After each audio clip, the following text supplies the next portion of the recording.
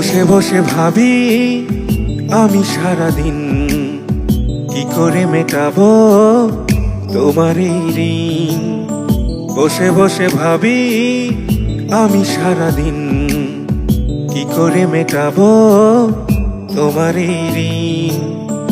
এ মনের ঘরে কবে ধীরে ধীরে, মনের ঘরে কবে ধীরে ধীরে ফিরিয়ে দিলে আবার হারানো সেই দিন। বসে বসে ভাবি আমি সারাদিন কি করে মেটাবো তোমার এই ঋণ, তোমার এই ঋণ।